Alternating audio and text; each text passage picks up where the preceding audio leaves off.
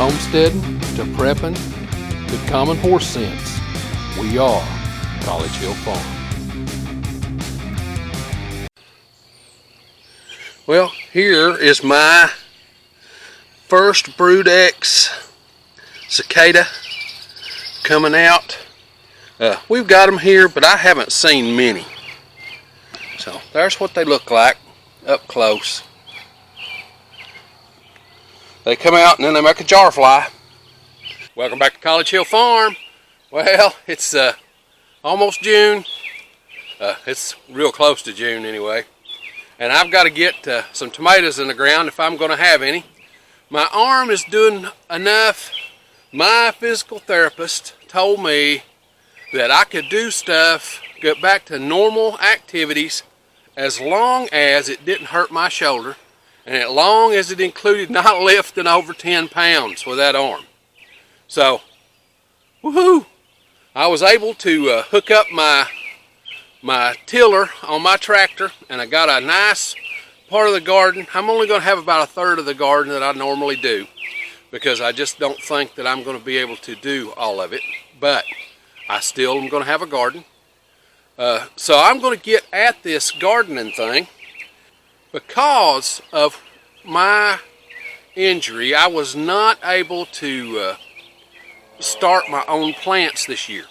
So I've actually had to go out and buy plants. Now, what I did was I went to, we have a large Mennonite and Amish society here in central Kentucky, and they sell plants off of their farms, and so I went and bought some plants. Now, I went to Walmart and was looking at some plants, and they wanted $3.57 for one plant. Come on, Walmart. You're a super center. That's bull crap. Okay? It's just bull crap. When I went to the Mennonites,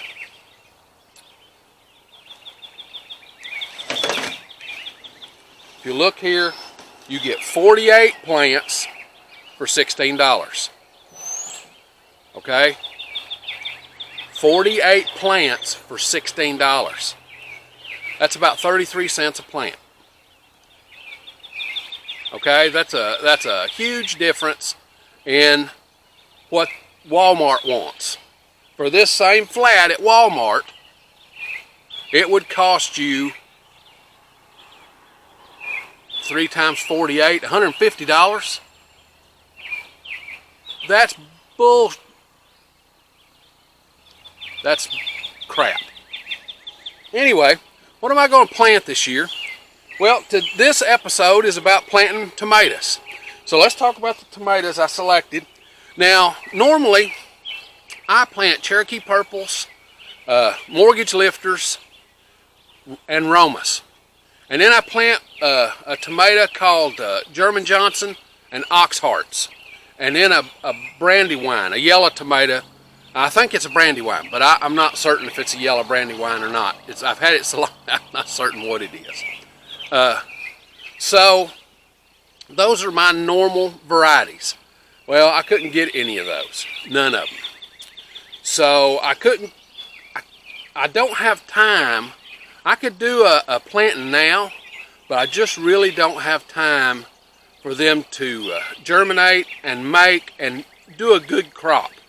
So, what I'm going to do, what I did was I went and bought tomatoes and peppers, but this is the tomato episode. And what I did to take the place of our Romas is I bought an Amish paste tomato. Now, it's a larger tomato than a Roma, you know, probably about 8 to 10 ounces, where a Roma's like 6. But it's the same meat characteristic as a Roma, so I think Crystal will like them. And if she likes them well enough, I might save some seed to these. I don't know. I kind of doubt that I'm going to save seed to them, because I really like what we've got, what we use. Then I bought, oh, that's Amish paste too. Amish paste is an heirloom tomato. Okay, the other two I bought was to kind of take the place of Cherokee Purple. I bought a Better Boy. It's a large beefsteak tomato. Nothing's going to match that Cherokee Purple. It's just not. So, and then to take the place of the yellow tomato, I bought this Carolina Gold. I've never grown these before, but I'm going to give them a shot.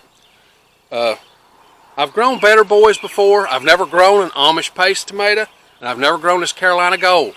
So I'm going to get these in the ground. I got 40 Amish pastes and probably 20 to 25 of the others. Well, they're in 4-packs, so it's probably 24 to 28 of the others. So I'm going to get these in the ground and show you how to do it. For those of you that are new to the channel, I'm Joel, and I have a disease called multiple sclerosis, which makes it sometimes hard for me to bend and do things. And right now my right shoulder's messed up, so I'm having to deal with that too. So there's a lot of different stuff going on. But I have modified some things to make it so that I do not have to bend over in order to plant, because I can't hardly take it. So I use this table and set my flat of plants on it. That way I can just carry it right out into the garden and don't have to bend over to pick up anything off the flats. And I just carry it with me all the way down to the end of the row. Okay, the way I do my garden is laid out in 100-foot rows. That helps me to know from year to year to year what to expect on yields. If I plant half a 100-foot row, I know what to expect for each variety of plant that I grow. And I've been doing this for, how old am I? I'm 58. So I started gardening with Mom and Dad probably when I was 8 in earnest. You know, I drug around a hole probably when I was 5, but I started gardening with them in earnest when I was 8. So I've been doing this for 50 years. So I've had a little experience. I always do it in 100-foot rows. That makes it so that I have some idea of what I need to look at. And I look in the pantry every year what we have. Well, this year's a little different because I just can't put out the garden that I normally put out. But I'm going to put out as much as I can and tend it. So I've got a flat here of Amish paste tomatoes. I'm going to go ahead and get those in the ground. Now, on this, I've got 8 Big Bertha peppers. I'm just going to take them out.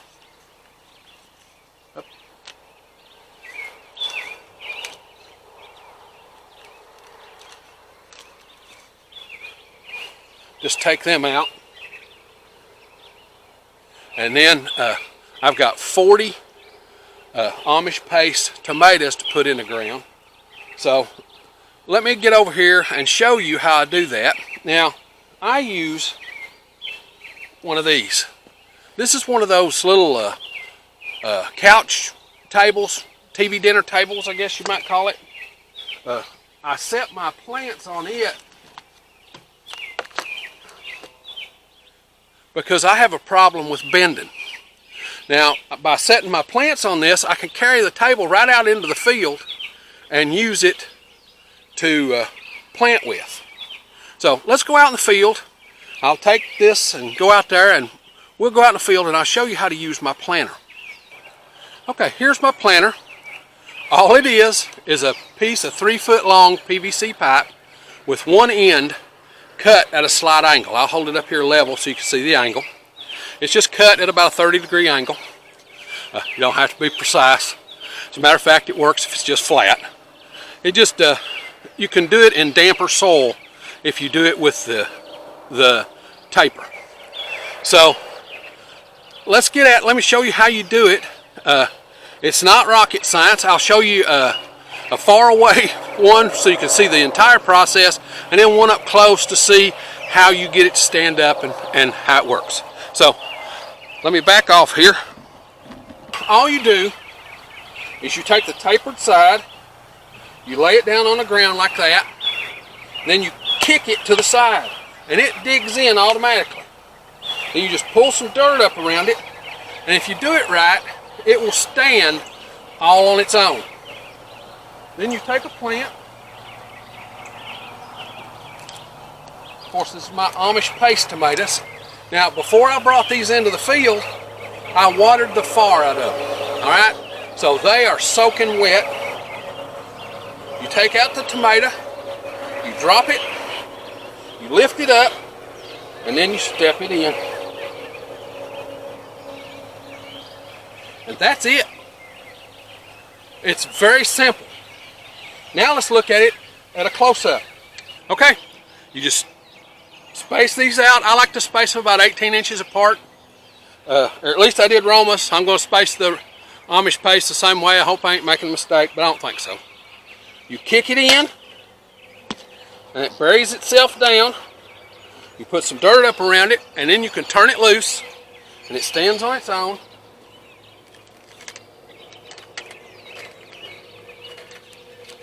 You get a tomato, drop it in the top, pick up, and there's your tomato all the way down in the dirt. And you pull some dirt up around it. Now, with tomatoes, it's just fine to plant them deeper than they were in the pots. Okay? You can plant them deeper than they were in the pots and it'll be just fine. Now, I've got 40 of these to put in. Plus, I'm going to go ahead and put in my other tomatoes too. And then I'll come back to you.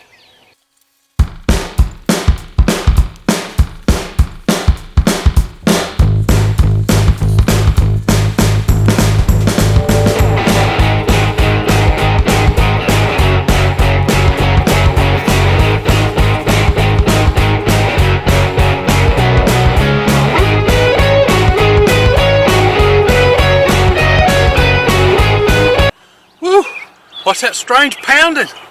Oh, I feel it in my ears. I've been out of commission since December. Woo, it shows. Now, that's 40 Amish paste in the ground. Empty container. I always save these. You can reuse them. We bleach them with Clorox and use them every year.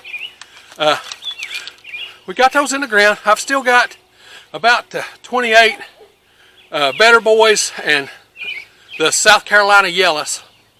Or the Carolina Yellows or whatever. Anyway, I've got about 28 more to put in the ground. But now we're going to see how these Amish pastes do. I've never grown them. I want to compare them to a Roma because on my Romas, each bush gives me about 2 5-gallon buckets worth of Roma tomatoes. And each 5-gallon bucket gives me about 7 quarts of tomatoes. Okay, so that should give you an idea. Now, we don't get them all at once. Okay, I'll pick over the row 4 or 5 times. So, you know, so what Crystal and I try and do is by winter, we try to have 55 quarts of tomatoes in the pantry. Well, probably won't make that this year, but that's just the way it goes. Whew, almost forgot. Now, I've got them all in. 40 Amish, 8 South Carolina Yellow or Carolina Yellow, and 20 Better Boys. So that's all I'm going to plant for tomatoes this year.